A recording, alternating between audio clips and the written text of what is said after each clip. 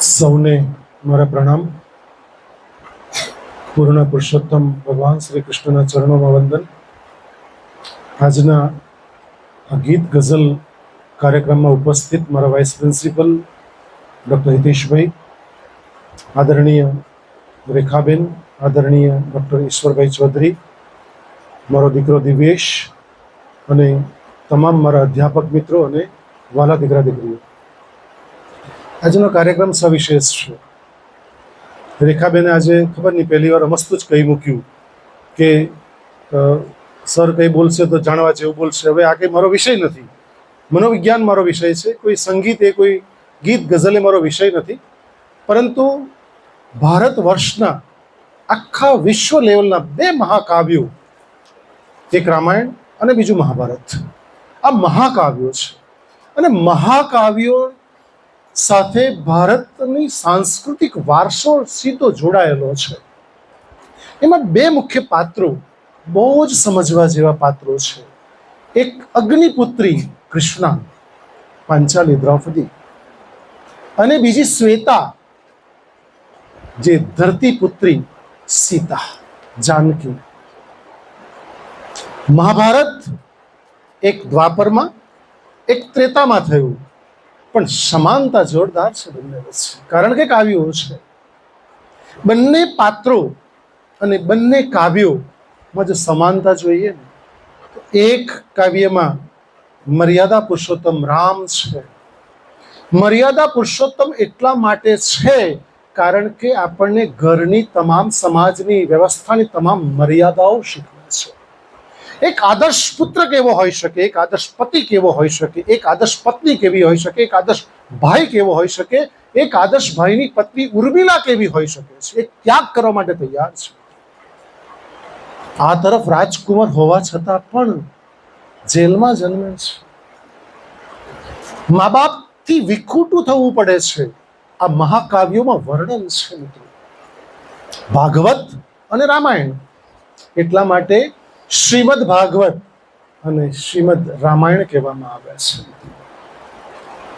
જે જેલમાં જન્મે છે તરત જ ગોકુળમાં આવવું પડે છે. 6 વર્ષે રાધા સાથે પ્રેમ થાય છે. 6 વર્ષનો કૃષ્ણ, આપને સૌને ખબર છે, 6 દિવસના કૃષ્ણએ પૂતનાના પ્રાણ હરી લીધા હતા. આ મહાકાવ્યોની બ્યુટી છે મિત્રો. અને એટલે જ 6 દિવસનો કૃષ્ણ અને 6 વર્ષનો કૃષ્ણ ટચલી આંગળી પર ગોવર્ધન પર્વત ઉચકી લે છે. એકમાં મર્યાદા છે, બીજામાં કોઈ મર્યાદા નથી. કૃષ્ણે કોઈ નિયમનું પાલન આખા મહાભારત તમે વાંચશો ક્યાંય નથી કર્યું. કારણ કે કૃષ્ણ છે. બંને વિષ્ણુના અવતાર છે મિત્રો. કૃષ્ણ છે. એ મર્યાદા રાખે પણ છે, એ તોડે પણ છે. એ ગોપીના વસ્ત્ર ચોરે પણ છે અને પાંચાલીના વસ્ત્રો પૂરે પણ છે. એ કર્ણના રથનું પૈંડું ઉતરે છે ત્યારે કાઢતી વખતે કર્ણની હત્યા પણ કરાવે છે. નિયમ નથી, કારણ કે કૃષ્ણ છે. કૃષ્ણને સમજવો અઘરો છે મિત્રો. ગોકુળ છોડીને મથુરા જવું પડે છે. મામા કંસનો વધ કરવો પડે છે. પર્ણાસુર, બકાસુર એવા અસંખ્ય રાક્ષસોનો, કાળિયા નાગનો વધ કરવો પડે છે. જળ કમળ છાંડી જાને બાડા, આ કવિતા આપણે શીખ્યા છે. શું બ્યુટી છે કવિતા! ખબર નહીં તમને કેવા શિક્ષકો મળ્યા હશે, પણ મને પણ બહુ જ શ્રેષ્ઠ શિક્ષકો મળ્યા છે કે જે કવિતા ગાઈને પ્રસ્તુત કરતા. જે હમણે સંગીતાને હંમેશા વખાણ કરું, કારણ કે એને છે ને ભગવાને વારસો આપ્યો છે. કારણ કે વારસા, અહીંયા તમે છે ને કેટલાક લોકોમાં ટેસ્ટ કરવા આવશે, કેટલાક લોકો અલગ પ્રકારના સિંગર હશે. પણ મહેરબાની કરી જ્યારે પણ કોઈ સ્પર્ધા કોલેજના સમિતિ દ્વારા આયોજિત થાય છે તો પહેલાં થોડીક રિયાઝ કરજો, પ્રેક્ટિસ કરજો. કારણ કે દરેકમાં ભગવાને 4-5 બી નાખ્યા હોય છે. તમારું સામા ટેલેન્ટ છે, કદાચ તમને ખબર ના હોય, પણ ક્યારેક ટેલેન્ટ બહાર આવી જતું હોય છે. એટલે કૃષ્ણ એ જ દ્વારકાની રચના કરવાની હોય છે. ત્યાં જેણે કુરુક્ષેત્રના મેદાનમાં જવું પડે છે અને સારથી બને છે.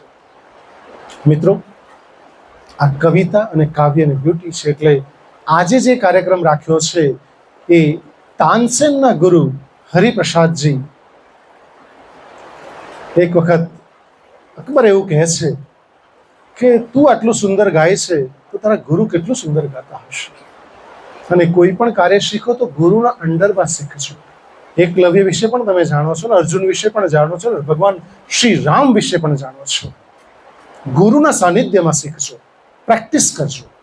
એટલે એ જ્યારે પૂછે છે કે તે કેવી રીતે આટલું જ્ઞાન પ્રાપ્ત કરતું, આટલું સુંદર કે તારા ગુરુ કેટલું સુંદર ગાતા હશે, મારે સાંભળવું છે. તાનસેન હરિપ્રસાદજી પાસે લઈ જાય છે. સાંજના ગયા હતા, આખી રાત બેસે છે. રાજાએ બેસવું બહુ કઠિન હોય છે, તપશ્ચર્યા હતી મિત્રો. અને સવારે 4 વાગે જ્યારે હરિપ્રસાદજી ગાવાનું શરૂ કરે છે, ઓ માય ગોડ, રાજા અને તાનસેન ધ્યાન મગ્ન થઈ જાય છે.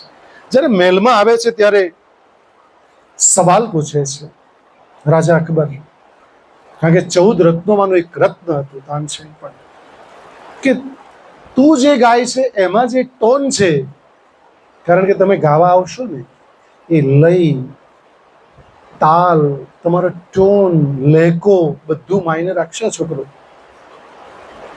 તો એ જે ટોન છે એની કરતા તારા ગુરુનો ટોન મને બહુ બ્યુટીફુલ લાગ્યો. કારણ શું? સાંભળજો, 1 લીટરનું કારણ તમારી જિંદગી બદલી નાખશે. ત્યારે કહે છે તાનસેન કે મહારાજ, મારા ગુરુ એ પરમાત્મા માટે ગાય છે અને હું આપની આજ્ઞા માટે, આપ માટે ગાઉં છું. એની આ બ્યુટી અલગ છે.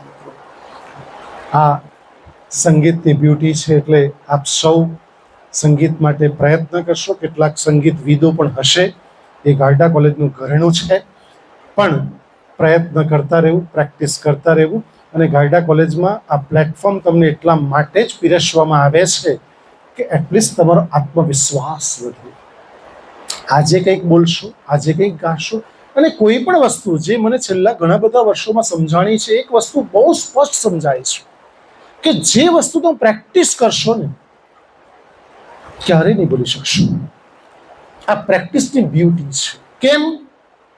વાંચેલું યાદ નથી રહેતું, કારણ કે વાંચવાની પ્રેક્ટિસ નથી કરતા. સાયકલ ચલાવવાનું મેં આગળ બી એક લેક્ચરમાં ઉદાહરણ આપેલું કે સાયકલ ચલાવવાનું ભૂલતા નથી, સ્વિંગ ભૂલતા નથી, ગાવાનું ભૂલતા નથી, ડાન્સિંગ ભૂલતા નથી. કારણ એની પ્રેક્ટિસ કરવી.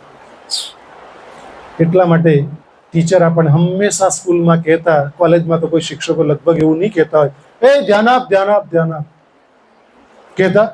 આપણે બિલકુલ ધ્યાન નહીં આપતા. બાકી તમે જો ખરેખર, આ એક રહસ્ય છેલ્લી વાત કરી દઉં સાહેબ, આ લોકો જો ખરેખર ધ્યાન આપીને ભણ્યા હોત ને તો તમે ગારડા કોલેજમાં તો નહીં હોત. સાચે કહું છું. ક્યાં હોત? તો કે તમે હમણે બીજે મેડિકલ કોલેજમાં હોત. તમે હમણે ડીઆઈડી નડિયાદની એન્જિનિયરિંગ કોલેજમાં હોત. તમે સારા ડોક્ટર, સારા વૈજ્ઞાનિક, સારા તમે એન્જિનિયર બન્યા હોત.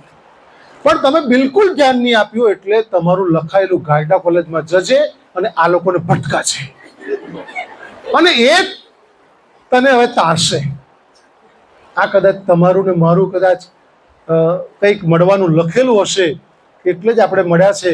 બાકી આ કોઈ કુદરતી યોજના વગર આપણે ક્યારેય ન મળી શકીએ.